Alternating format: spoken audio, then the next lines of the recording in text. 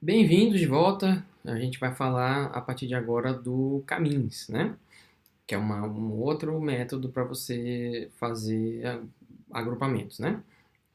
Então, como eu já tinha adiantado lá no comecinho, o caminhos é uma forma, né, uma técnica de agrupamento não hierárquica. Então, já mostrei grosseiramente como ele funciona, mas a ideia aqui é que você encontre grupos que não estão dentro de outro grupo, né? Ou que não seja subgrupo de um outro grupo maior. Como a gente viu no dendrograma, a gente forma agrupamentos, mas esses agrupamentos eles estão, né, dentro de outros agrupamentos maiores, que têm um nível de similaridade menor, né, entre si. Aqui no Caminhos não, a gente vai encontrar grupos que independentemente vão estar ligados, né, entre si, mas não necessariamente entre os grupos.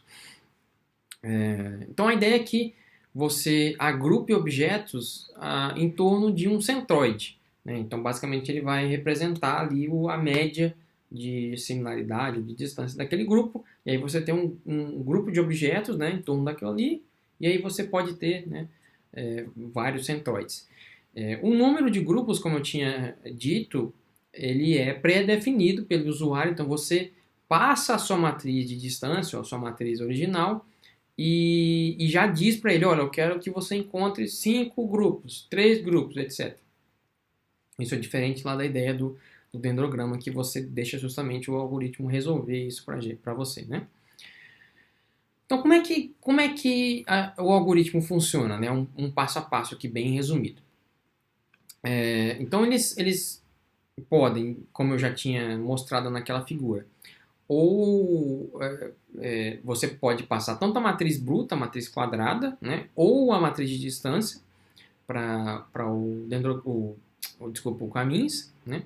E aí o que é feito, né? Ele tenta justamente encontrar os grupos usando, enfim, o resultado é o mesmo, você usando ou a distância, né, ou distância quadrada, ou os dados brutos. O ponto é, quando você usa um ou usa outro, né, eu tinha até adiantado isso já. Se o conjunto de dados é muito grande, e aqui grande eu quero dizer algumas centenas ou até milhares de linhas e colunas, né? Isso faz com que esse conjunto de dados seja um big data, né? Você é melhor ou seria mais rápido ou mais eficiente computacionalmente entrar com a matriz bruta e não com a matriz de distância. Só que nesse caso existe uma certa limitação, né? Porque ele de cara usa a distância euclidiana, ele calcula a distância euclidiana a partir dos seus dados brutos e aí sim entra com isso nas análises. Então, dependendo do seu tipo de dado, mesmo que ele seja grande, às vezes isso aqui não é o mais adequado, né? Lembra da distância euclidiana na aula anterior, a gente já falou para que tipo de dado ela serve. Então, qual que é a estatística, né, ou o parâmetro que ele trabalha? O Caminhos ele tenta justamente, ele calcula, né, a soma de quadrados total dos resíduos, né, essa aqui é a sigla em inglês, né, então desculpa, soma dos quadrados total do resíduo. Total error sum of squares, né, ou total residual sum of squares, né, erro e resíduo são sinônimos. Então ele tenta justamente fazer os agrupamentos ou encontrar os agrupamentos, né, em torno daqueles centroides de maneira a minimizar a soma de quadrados, que é basicamente o que acontece no WORD, né? Aquele método do WORD o agrupamento também utiliza esse mesmo critério, tá? Então como é que funciona basicamente isso? Esse esse é o cálculo que é feito basicamente no Camis, né? Você tem os objetos, né? Que você passou para análise. Você tem o somatório do número de grupos e o número de cases, ou o número de objetos, né, que fazem parte de um determinado grupo. E você quer justamente minimizar a distância de cada objeto para o centroide, ou seja, para aquela média. Não? O centroide é um equivalente a uma média multivariada, né? Então você quer justamente minimizar isso aqui, você quer fazer com que os objetos fiquem mais perto possível do seu centroide, daquele grupo, claro, né? Então você começa com o seu dado inicial, né? Seja ele a matriz quadrada ou de distância, você tem que passar o número de grupos que você quer que ele encontre, e aí isso justamente a partir disso vai posicionar X centroides no seu conjunto de dados multivariado. Se você quer 5 grupos, ele vai encontrar ali 5 centroides, né?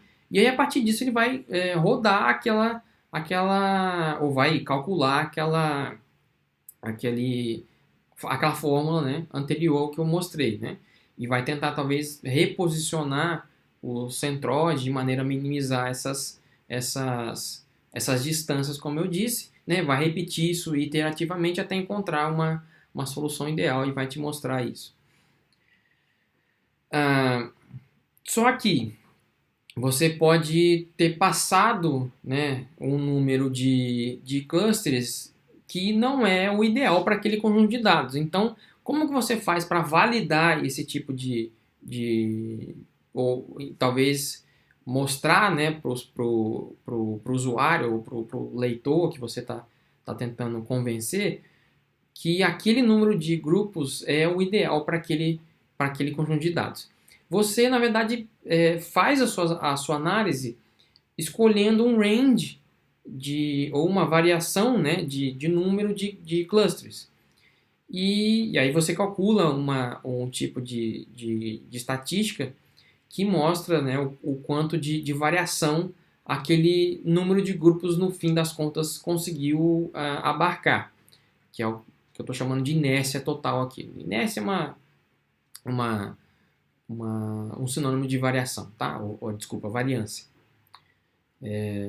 Então, você representa isso num tipo de plot que é muito comum, a gente vai ver isso, várias outras aplicações disso, mas é o chamado script plot. Né? E você tem aqui a variância, né?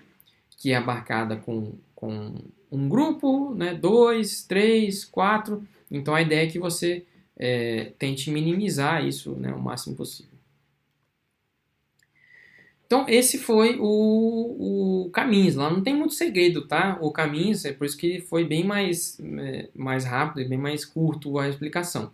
A gente vai ter bastante tempo de treinar isso ou testar essas coisas na parte prática, né? A gente viu na aula anterior que a parte prática, enfim, foi apenas um começo. E a partir dessa aula, aí sim, tem um conteúdo, uma coisa um pouco mais elaborada, digamos assim, para a gente tentar entender, né? E aí para terminar essa aula, eu vou falar sobre o Indival, que é um índice, né, chamado de análise de espécie indicadora, que de novo ele, né, o Legendre, por trás desses desenvolvimentos. Ele propôs um índice a primeira vez em 97 como uma alternativa a um outro tipo de índice que existia, que era utilizado, tinha alguns problemas, e aí o Legendre propôs esse Indival em 97. E aí, claro, depois tiveram outros desenvolvimentos, né, posteriores, que basicamente tem 2 artigos principais, que é o De Caceres e Legendre 2009 e o De Caceres et al. 2012, que eu deixei lá no Moodle pra gente. Então, como é que funciona o Indival? Né? Como eu disse, a ideia aqui é que você encontre, né, espécies que sejam indicadores de algum tipo de variação ou de variável ambiental. Pode ser também algum tipo de habitat, né? Claro, depende do seu dado que você entrar na análise. Então, até 97, você tinha uma análise que fazia isso, que era o TwinSpan, que tinha alguns problemas, né? As pessoas eventualmente ainda usam o TwinSpan, mas ele tem menos poder do que o Indival. Acho que hoje em dia quase ninguém mais usa isso. E aí o Indival é bem mais utilizado, bem mais popular, né? Então, para que tipo de estudo eu usaria essa análise, né? Ela é muito útil no contexto de monitoramento ambiental, né? Lembra? A ideia aqui é que você tem lá seu, sei lá, levantamento, né? Você vai lá em vários locais e mede a abundância das espécies nesses locais, mas também coleta algum tipo de descritor ambiental, descritor de habitat ali. Então, imagine que você quer trabalhar ou quer medir ali o impacto ambiental de algum tipo de empreendimento ou algum tipo de alteração que vai ser feito, né? E aí você sabe que está lidando com uma área que é bastante diversa, tem várias espécies. Então, é difícil você trabalhar com esses conjuntos de dados muito grandes. Então, ao invés de trabalhar com todas as espécies, você ah, trabalharia ou focaria o seu esforço amostral, né? Isso é, é, maximizaria, né, o seu tempo e o dinheiro, né, o custo para fazer esse tipo de trabalho de campo em uma ou poucas espécies. Então, ao invés de chegar lá e medir todas as espécies, a abundância, né, de todas as espécies que ocorrem naquele conjunto de locais, você mede de uma ou outra, né?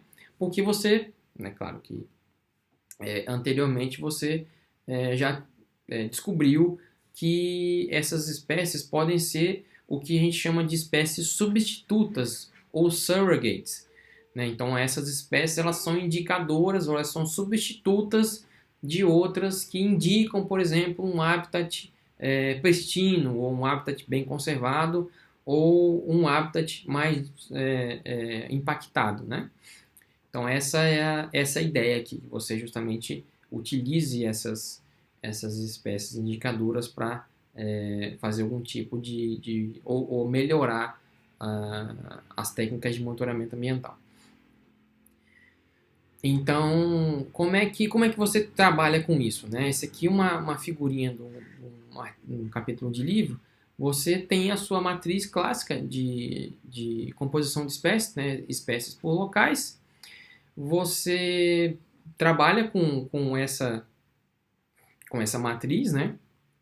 E aí, a partir disso, você calcula o seu índice, que é o indival, para cada espécie. Então, você vai ter um indival para a espécie 1, 2, 3, etc. Basicamente, esse índice, ele pesa dois aspectos que a gente vai ver daqui a pouquinho, que é a especificidade da espécie e a fidelidade da espécie, né? E a partir da ponderação desses dois aspectos que aí sim sai o seu índice. O que a gente está propondo aqui nesse capítulo de livro é que você possa fazer isso tanto diretamente com as espécies, né, usando a identidade taxonômica delas, mas também pensando nos atributos.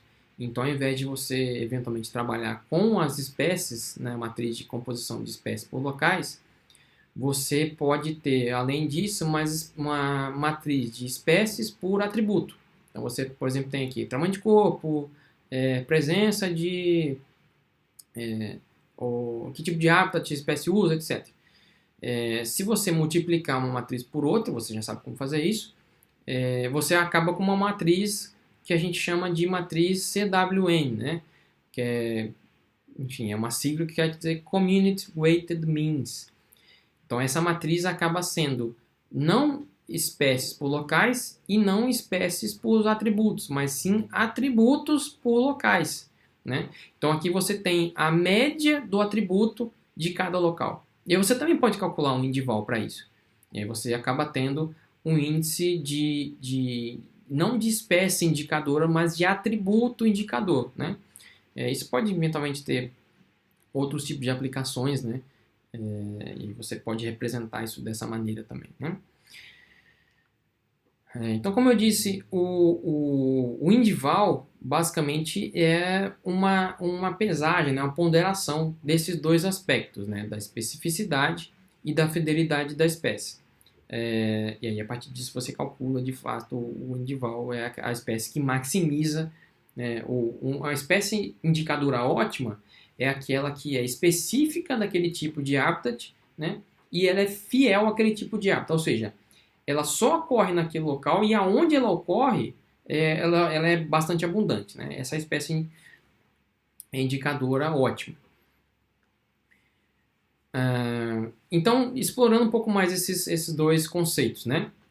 A especificidade, como eu disse, ela só ocorre, né? Desculpa, a fidelidade, ela é uma espécie altamente fiel, em que ela só ocorre em um grupo de locais. Então, imagina que um local, você tem locais poluídos e não poluídos, tá?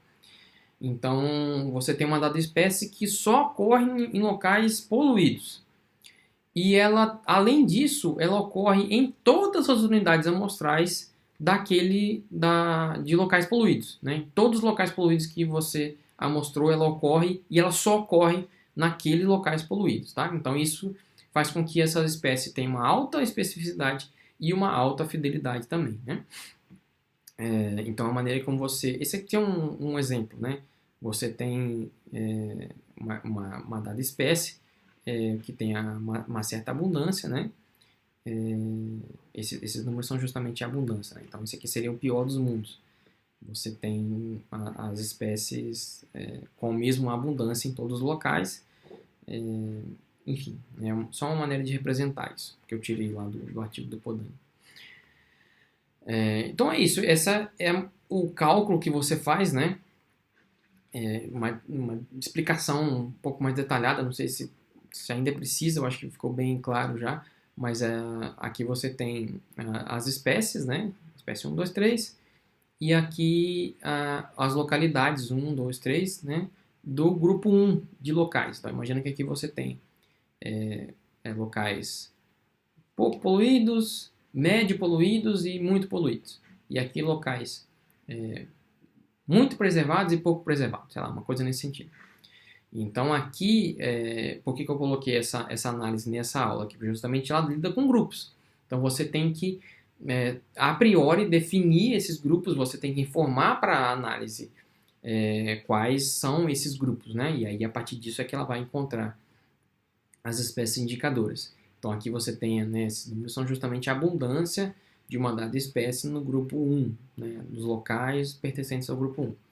Então você simplesmente aplica aquela formulinha, que é bastante simples na verdade, não tem nada de complicado, e aí você tem, né, o indival da espécie 1 em cada grupo, né? Então aqui a gente vê que a espécie 1 ela é melhor indicadora lá do grupo 3, enquanto a espécie 2 ela é melhor indicadora do grupo 1, né? E a espécie 3 também é melhor indicadora do grupo 1. Por que isso? A gente consegue enxergar essas coisas olhando direto para a matriz, né? Olha só o que está acontecendo. A espécie 1 ela ocorre em todos os locais do grupo 3, mas ela também ocorre lá nos outros grupos, tá? Mas ela é um pouco mais abundante no grupo 3 do que nos outros. Vocês conseguem ver isso aqui. Enquanto que a espécie 3, olha só, ela tem um indival maior, por quê? Ela não ocorre, e ela é um indicadora boa do grupo 1. Por quê? Porque ela não ocorre nos grupos 2, dos grupos 3, 4 e 5, né? A abundância dela é zero.